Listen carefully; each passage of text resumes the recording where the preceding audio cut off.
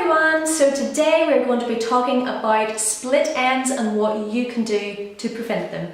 Okay, so the first tip might be a little bit obvious, and it's using a heat protection spray on your hair. So I recommend that you do this when you come out of the shower before blow drying, then again before straightening, and then if you decide to curl it, I recommend using it again before curling. So in between each and every stage where you're about to put heat onto your hair, I do recommend using a heat protection spray. It is developed to protect your hair against the heat, so why would you not purchase one of those products? You can get heat protection sprays for a couple of quid in pretty much any store, B&M, Tesco's, Home Bargains, or Sally's Beauty if you wanted to get something a little bit more high-end, but they all should do the same thing. So every single time you're about to put any kind of heat or hot styling tool onto your hair, use something that will protect it. Now, just adding to that note, there are two different types of heat protection spray. One will protect your hair from actual hot tools like a curler and straightener and hair dryer, as I've mentioned,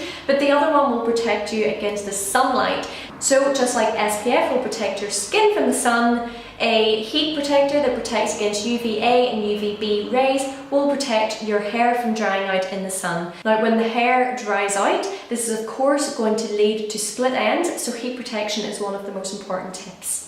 Okay, so tip number 2 I would say is don't overwash your hair. So many of my clients come to me and they're telling me that they're washing their hair every day or every other day, and it blows my mind, but I do remember that I used to be one of those people as well. I used to believe that my hair was so flat and so lifeless unless I washed it, but actually I really trained my hair and cut down on the amount I've washed it. And I've actually found that my scalp doesn't produce as many oils in doing so.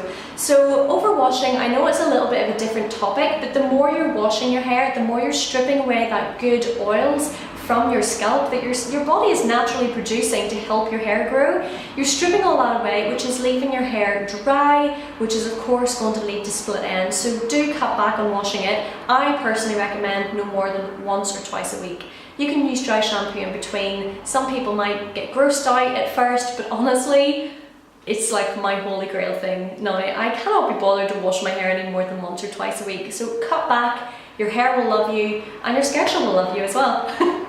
Okay, so another top tip I would say to prevent split ends would be to use styling products. So I know it sounds like a little bit of a gimmick answer again, but using oils or leave-in conditioner sprays or even detangling sprays will just make your hair so much smoother, which will make it easier to brush, which will prevent and cut down on the amount of split ends that you get. So any of those products or a combination of them all will do your hair wonders, and hopefully it will stop splitting and it can grow nice and long and healthy. Tip number 4, now I know if you are a client of mine and you're watching this video, you're going to know that this was obviously going to be mentioned, but Olaplex. I love that product. You'd think I created it myself or I'm an ambassador making money from this company. I am not. I am simply a product user of that product. I use it in my salon all the time. If a client's hair is dry, broken, overprocessed, damaged, split ends, any of that, Olaplex is like a holy grail, and it will work we can get some science knowledge here.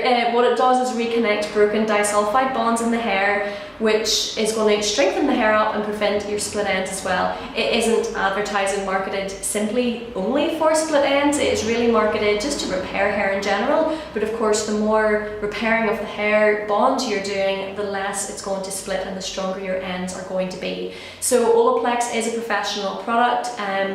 Find one in your area, go to that hairdresser and never leave, because Olaplex is just unbelievable. And then if you aren't able to visit a hairdresser's, then you can get the Olaplex number 3 from a hairdresser as well. So definitely use that. The number 3 is for home use, so definitely purchase that and leave it on for as long as you can during a shampoo and conditioner process. Okay, my next tip might be a little bit obvious, but don't overdo it with the bleach or colouring. So I see clients coming back to us maybe every 4 weeks to get their roots retouched up, but honestly I love looking after the natural hair. I'm not too keen to get my clients back in the chair every couple of weeks just for the sake of keeping my business ticking. I would rather do something that's a little bit easier to maintain and less appointments. It will be less cost for yourself, but it will also be better for your hair. So if you're bleaching your hair all over, for example, and your roots are naturally dark, then maybe consider getting something like a balayage or just a little bit of a root smudge, just to put a bit of your natural tone in through your natural hair, so you won't have to keep coming back to the salon. It will save you money and it will save those split ends. And just adding on to that, if you're like me and you like to change your colour up all the time, try and find a way to do so without having to rely on bleach to strip colours back out. So for myself as an example, I went to the hairdresser once in January and I got my hair lightened to maybe a level 9, and then every time I wanted to change the colour, for example I went pink for a few weeks, I was able to use a product called Maria Nila, and it was just like a pigment that goes onto the hair rather than actually dyeing and lifting it any further. And then I was choosing products that took those colours away safely, or I was just waiting for them to naturally fade before putting a new colour on. I can do a full dedicated video about colouring your hair safely and how to strip your colour out without actually damaging your hair or using any kind of bleach and bleach baths and all those sorts of things.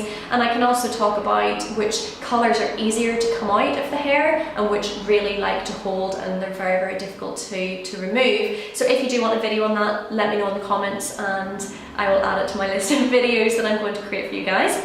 Okay, and a not so obvious tip would be to check your water. So you might have heard hairdressers throw around the term to check your water and see if it's hard water or not. Hard water is really, really hard on the hair. It can dry it out, it can also discolour it, it can put coppers and irons and minerals in your hair that can actually discolour and reverse the work your salon hairdresser has just done. So for example, if you're blonde and you tend to notice that your hair starts to look a little bit brassy or more in the warmer orange shades and you don't like that, and you're going back into your hairdressers to get it retoned or relifted and to get back to that colour that you love, it could be as simple as checking your water, and possibly it is hard water. You can get water filters to prevent this, or you can also purchase products such as Malibu products that are designed for loads of different types of water in the hair. So you can use a shampoo, for example, that will diminish the amount of minerals that are being absorbed into the hair, or you might use their specially formulated shampoo for blonde, or their specially formulated shampoos for chlorine, for example, which is called Swimmers. There's loads of products out there in the market, not just Malibu, and that wasn't sponsored, it's just Malibu is a product that I like to use in my own salon as well. But my point being is check your hard water. You can buy little test strips on Amazon where you just dip them into your water and it will tell you whether or not your water is hard or not, and if it is, then yeah, follow those steps that I just gave you previously, and that might really help with the amount of drying out that happens to your hair, which will also prevent the split ends. Now this next tip you girls might not like to hear, but get a haircut, get a trim, go to your salon, get a haircut.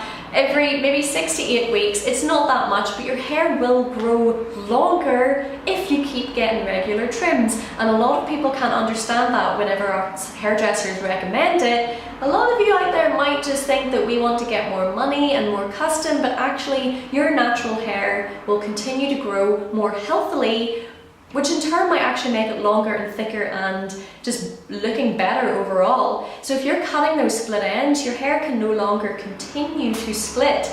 A lot of clients are thinking like, my hair is growing at the roots but it never gets longer, and it could be because your actual hair strands are splitting in two, and then it's kind of, just imagine it like a little piece of silk or something, and you're splitting it the whole way up. It's going to get shorter and shorter, and it's going to fray, and it's going to eventually snap. So if you're cutting off those split ends regularly, then your hair won't have them anymore and it won't get shorter, it will get longer, which is a win-win for everyone.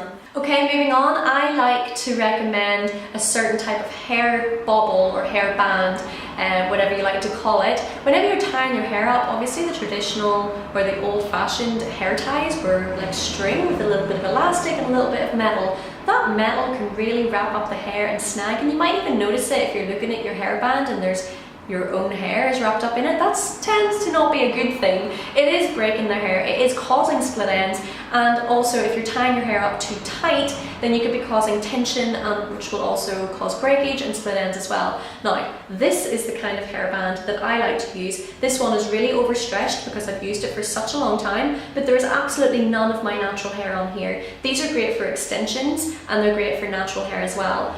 They just don't catch on the natural hair. They keep high ponytails and up styles up for longer without tension, and it's just because it's got this kind of coil, like telephone cord design to it. So definitely get yourself something like this, or scrunchie. Scrunchies are also better than, you know, anything with metal on it or anything that will just catch and cause a bit of friction onto your natural hair. So choose your hair type carefully. So another way to prevent split ends from occurring is to go easy on the hairspray. So I see a lot of girls styling their hair and then putting loads of hairspray on that, leaving it for the whole day, maybe doing a wee bit of back combing, and then the next day, instead of like washing their hair to get all that hairspray and style out to restyle, they're like straightening over it or something, and the hairspray itself is making your hair like crunchy, and then if you're putting a heat tool on top of that to change the style up, you're asking for disaster. Your hair might melt, it might burn, you might even smell a bit of singeing.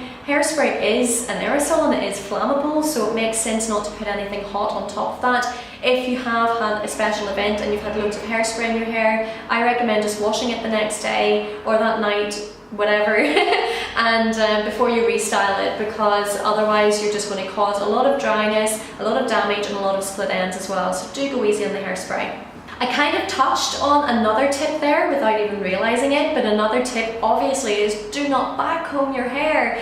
Okay, this is kind of going off topic. It's not really so much to do with split ends as it is to do with general breakage at the root. But if you're breaking your hair at the root, it's never going to grow and you're going to have split ends right up in here, which is going to be very, very, very difficult to repair. If you have split ends at the end of your hair, you can just cut them off. But if they're up here and your hair is just never growing, you're always going to have that breakage and things up there. And generally it is caused by backcombing. Backcombing is something that really should not be done at all, or it should be done by a hairdresser that knows how to backcomb correctly and safely, because of course there is a way to do it that is easier brushed out. But I see a lot of girls going up and down with the backcombing and it's just a disaster waiting to happen. So if you're looking to reduce the amount of breakage and split ends in your hair, definitely say no to the backcombing. My next tip is actually one of my favorite tips, and I talk about this all the time to clients and non-clients, and it's a detangling brush. So choosing your hairbrush wisely is going to be huge for the impact on your natural hair. I always use either a tangle teaser or a detangling brush that's similar to the tangle teaser, but of course you can't call it a tangle teaser because that is their brand. The one that I'm using at the minute, I actually got in TK Maxx for about £6, and it has long, black, flexible plastic bristles which will work really well for my hair extensions. Tangle teasers are genuinely developed for hair extensions, but even whenever I don't wear the extensions, I continue to use these brushes because I find them so much kinder to my natural hair.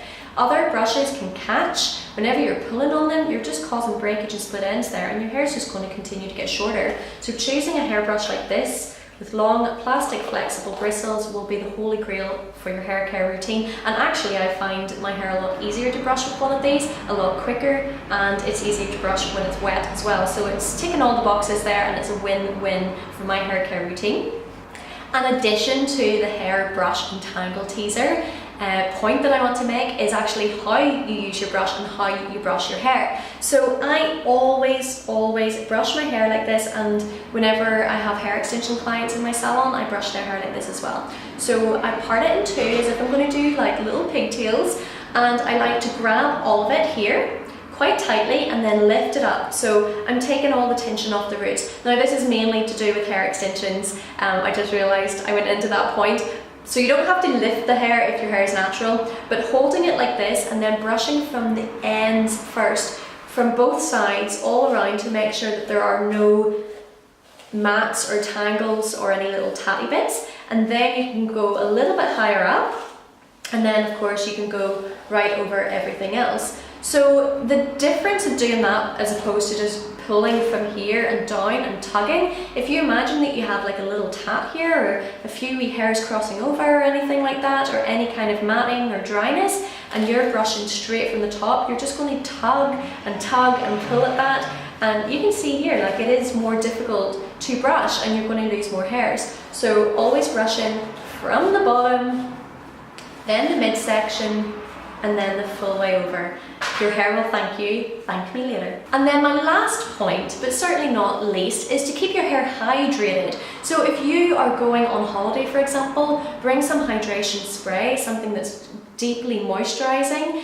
like argan oil, or in fact I don't even want to put words in your mouth, just any kind of nice oil or a spray that says moisture or hydration on it. Keeping those ends and the roots and everything nice and deeply hydrated will do you wonders. And then of course the best thing for hair is water, honestly. So if you have cut down on the amount you wash your hair, then keeping the ends hydrated with a rose water or something like that will also be really good for it, and it will just keep it nice and plump and juicy, just like you would your lips and your skin. Okay everyone, thank you so much for watching if you did get to the end of this video. I hope it was useful for you. I do get asked these questions quite a lot, so that was just a few tips and tricks that I threw together. If you have any other questions, hair related or hair extension related, drop them in the comment section below and I will make a dedicated video for you. If you enjoyed this video, then please give it a thumbs up, subscribe, and if you want further notifications of my future videos, then hit the little bell and you will get a notification each time I post. You can also follow me on Instagram. I will put the handle down below, and if you want to check out my business pages, I'll list them down below as well. Thank you so much for watching. Have a great day. Bye bye.